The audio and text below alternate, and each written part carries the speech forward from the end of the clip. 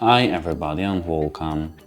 Today I have PATONA Power Station Autarc 1000 and I'm going to show you how can you easily charge your power station. As you can see, we have this power supply with our power station and we have to plug into our power connector. And after that we have to plug in our power cable straight into this in port. And after that, as you can see, our power is calibrating over here and it's increasing, and our total watts power will be something around 100. And that's it. Hope it helps you. Goodbye.